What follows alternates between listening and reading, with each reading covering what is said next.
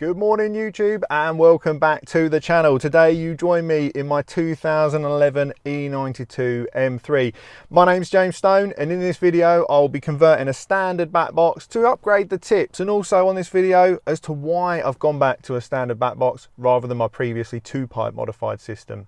Those that have watched the channel will be familiar with my Carbonus intake system. Oh, man, I am in love with this thing at the moment. It's been well, how long have I had it on there now? 6 weeks, 7 weeks, and it is just, I wish I'd done it sooner. But the issue I had was the back box was so loud that you could hear the intake on initial throttle pickup, and then in the mid-range you just hear exhaust, and then you'd get it right at the end. And I thought, you know what, the exhaust has got to the point where driving normally, doing overtakes, it sounded awesome at times, but others it was just antisocial. So I thought, you know what, it's time just to quieten it down a little bit.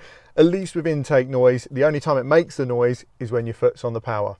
So with the standard back box, standard centre cats and the pre-cat delete completed that I had done at Aaron Reeve Motorsport, it still gives a nice note. The problem is the cars are so well insulated that you actually don't hear a lot in the cabin, but you can hear them from outside. So I'll quickly lay a clip in now of what it sounds like with just the pre-cat delete and completely standard back box.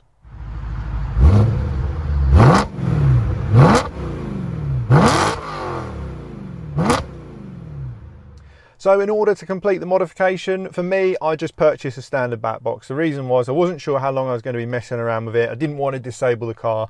And the standard back boxes sell for 150, 250 pounds, and you always get your money back with them. They're a bit bulky to sell and list and move and deliver. So obviously you can just modify your own standard one. It's not a huge job, but for me, I thought, you know what, I'll keep the two-pipe mod in the garage. I had put it up for sale, but do you know what, there are times where I think maybe I will enjoy it because it is absolutely animal, especially if I go to the Alps. But for this video, like I say, I'm going to take the back box that I've purchased second-hand. It had a little bit of damage to the tips, which was fine because we'll be showing how to adjust that in the video. And like I say, try and just shut the exhaust down a little bit without making it completely muted. Okay, so I've got my list of the tools because I don't want to forget anything that popped up on the phone. So first thing, gloves, eye protection, ear protection. Again, I guess you've got to be responsible. I've seen people get stuff in their eyes, metal splinters. It's not clever. So for me now, I just make sure I've got that stuff on, especially when I'm grinding. Round and a flat file. This will just be for cleaning up once you've done the cutting. 4-inch angle grinder, ghetto grinder as I'd call it, but it's going to help you can cut down the inner tips, which like I say, I'll explain more in the video. A drill and drill bits ranging from sort of 3 or 4 mil right up to 8 millimeters. This is more just for drilling out the rivets and stuff, but again, you'll see in the video and it'll make more sense once I'm going through it. A rivet gun, I've had this from when I did the S2000. I've always found with things is if you haven't got that tool and you do like tinkering, it's just worth buying it, because once you have it, you'll just use it time and time again. A ruler, preferably like what I've got here, set square, straight edge, something that you can measure accurately so all the tips are consistently cut. A belt sander, and now this isn't essential, but if you want the job done properly, I would strongly advise it. And the reason for that is I'll overlay a clip now of where I chopped the tips, and that is the state that the material's left in, and it's not really what you want it to look like finished. So for me, it was worth getting the belt sander out, and I don't think I had the right belts for it. I think they're a wood belt, but they did file down the stainless steel, so the job was a great success.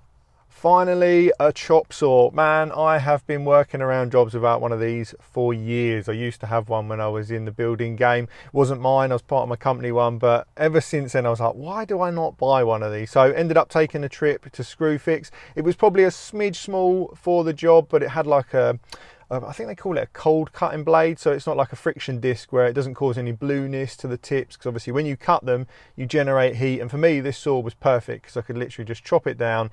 Obviously I would need to file it, but it made sure that it didn't go all blue and overheated where like a grinding disc would make it obviously quite hot when you're cutting it. So for me, finally bit the bullet and purchased a chop saw, which is now in the garage, and I'm proud to say it did the job flawlessly. So each exhaust tip is just held on with 4 rivets. Now this is where the drill comes into play. You simply drill the rivets out, and then once they've been all drilled out, you can slide the tips off. Now the problem is, because if the tips have been on there for a long time, they can coke up, which is like the carbon exhaust stuff that gets stuck around it, and you just need to wiggle it backwards and forwards, and it does come off easy enough. But it might seem a bit stiff, but there are only 4 rivets holding each tip onto the back box. So with the tips removed, you can now see the damage that I had to my tips. Now the back box, I'm going to estimate weighs 20-25 kilos potentially. I was surprised how heavy it was. So it is full stainless steel, so it's never going to corrode. but they do weigh a ton. And as I said, my one that I picked up, I assume the previous owner had either dragged it along the floor, moving it or whatever, and it just grazed the end of the tips. And that's not going to be a problem for today because we will be chopping them back. So with the tips in hand, I measured 8mm back. Now the reason for me to do this was, one, to get rid of that scuff and grazing that was on those tips, and two, I'd always found that the tips on the standard back box had stuck out a little bit too much. And I think if you had a diffuser, it'd probably be an issue, but for me, I always felt like there were just 4 little pea shooters coming out the back, and the way the diffuser folds under the car in the stock spec, I thought, you know what, it'd probably look nicer if they were tucked back in. And for me, I went 8mm from the end, chopped them down, and I'm actually really happy with how it's come out. So if you don't like that look, obviously you're going to need to go aftermarket tips. You can't add material to it. It is going to make the tips shorter by chopping them down. The other solution that I've heard is if you've got an E90 M3, so the saloon, is they actually have a shorter tip as standard. So if you buy an E92 exhaust for your E90, you get really long tips, and then you can obviously tailor it down to how you want it to be.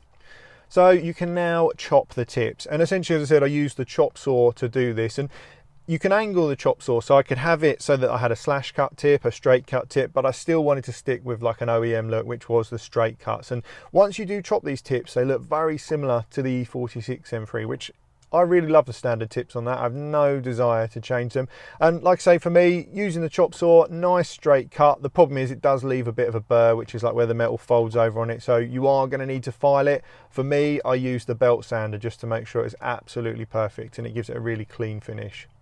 So now a quick picture of the standard tip versus the chop tip. Now for me, again, I think it looks brilliant. I think the standard ones have always walked up to the car from behind and thought, they do look a bit pea shootery. They don't look very impressive for me. So really glad that obviously I've gone ahead doing this modification. And if you've got a few tools in the garage, it's not expensive to do. And for me, really happy with how they look. The final modification, again, this is not something you have to do because this now would involve permanently modifying the back box. But for me, I just wanted to do it how I wanted it finished properly. So once you remove those tips, you'll see there are like 4 stumpy pipes that come out, and these basically sit inside the inner roll part of the exhaust. From behind, you can see these coming forward inside the tubes, and I just didn't like the finish it left. So made the decision with that trusty 4-inch grinder just to chop those flush, and then once that was done, use the belt sander to clean them off. And it just meant that when you were looking from behind the car low, you didn't have these 4 inner pipes coming into the silencer, from the silencer, into the exhaust tips. The final bit I did was polishing the back box. This is something that obviously you don't have to do. If your car's a bit of a minger in the first place, you're probably not going to be that bothered, but I thought it'll finish it off. It'll give it a nice little edge, especially as you can still see all the bottom of the back box from underneath. And I just used a metal polish, a bit of elbow grease for half an hour, and to be honest with you, if you sent it somewhere, I imagine it could look absolutely spectacular being stainless. But for me, I just wanted it to look clean. It was a bit grubby before. It had obviously like burnt road grime on it and stuff, so it made sense just to give it a good clean up. And then finally, it's just a case of riveting the exhaust tips on. Now, for me, again, it's not something you have to do. I put a small silicone bead around it and then put it back in. There is a drain hole on the bottom of the tip, but my thought was, well, because you haven't got that inner section now, which throws it all out the back, there's a chance that exhaust fumes could sit in the tip, potentially go back under the bumper. I don't know, but it took me 2 seconds to do it, so it's all properly sealed off, so that even if it was to have a bit of, I don't know, exhaust fume in the tip, it wouldn't go under the bumper and into the back of the car. So fitting or removing the old exhaust to do the swap. If this is on a ramp, you are laughing. On the floor, I mean, it's not a complicated job, it's just tedious. Like, I oiled all the clamps up, I think they're called an olive clamp, that went to the center section because they were pretty corroded, but they all came undone okay. And then you've got 2 red rubber hangers, which I just sprayed WD-40 on, wrestled them for a couple of minutes, and each one slid off. And then slid a trolley jack under the silencer with a bit of wood on it. And then you've got 2 bolts either side of the silencer, which have got the earth straps. And the earth straps on mine broke, which from looking online seems to be really common. What the earth strap do is they remove all the static from the exhaust system. So when you're driving along, the static can interfere with the DAB. So it is worth making sure, if those straps are damaged, that you replace them. So you've got the 2 brackets either side. Once I'd undone those, you've got 2 bolts holding the bumper to the lower bracket, and then there's 2 big bracket bolts that hold it to the body of the car. So 6 on the rear silencer, 2 rubber hangers, and then obviously the 2 that join it to the center system. And then once they're done, you can literally lower the whole system off, pull it out the way, and put the new one back in. Now, thankfully, Matt came over and gave me a hand, because I've got to be honest, I was not enjoying it on the floor again. It's not complicated, it's just fiddly, and the back box is heavy. So if you are going to do it on your own, completely doable. Just prepare to have a few swear words with yourself while you're trying to line it all up. So that's it. Stand back from your car, admire your handiwork. Like I say, for me, other than buying the chop saw, which I'm going to use for a load of other jobs, it doesn't really cost anything. It's just your time, and I think it just looks so much better than the standard system. So for me, overall, really happy I've done it.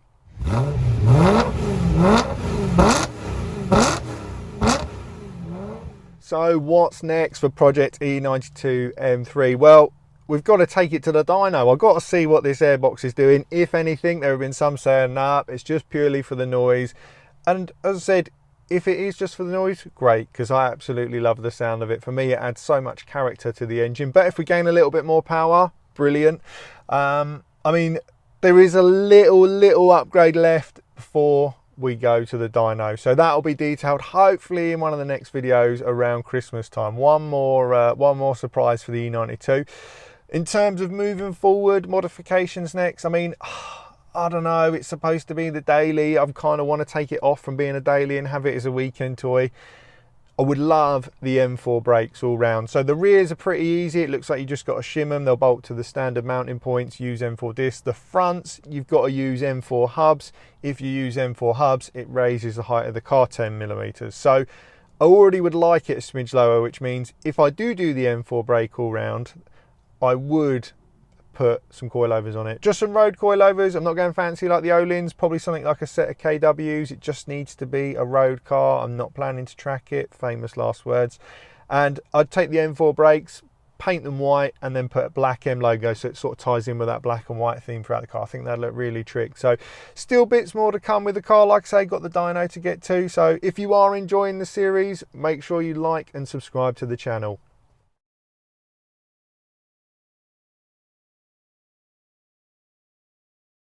So I've got no microphone additionally, just the one that's built into the Hero 9, and standard exhaust back box, pre-cat delete, carbonious intake. So now, 5th gear, 30 mile an hour, you can't even hear it anymore. It's mad how quiet it is. Just that 2-pipe back box mod made such a difference to the outside, and as I mentioned, sometimes a little bit too much, but as I said, now car's up to temperature, cruising along absolutely fine. 5th gear, 2000 RPM. If I give it a little bit of throttle, back off the throttle, no noise. So hopefully the microphone on the GoPro is picking that up. It is savage, the intake noise, absolutely savage. I've gained it all back, where obviously the exhaust was overpowering in parts, but we'll join a bit of dual carriageway or find somewhere with a national speed limit and let you hear what it's like all the way round. So join in a bit of carriageway. It's all clear.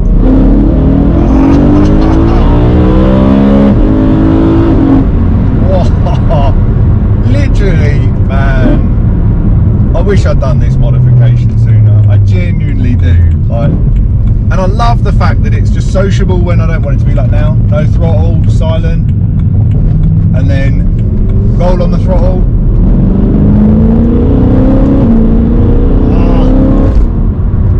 What a soundtrack. What a soundtrack. We'll try one more, Paul. Maybe a higher gear this time, and let you guys hear what it sounds like as well, blipping down the box. It's lost that savage bark from the exhaust, but it does make a lovely, lovely noise on the intake under the hard deceleration as well as acceleration. So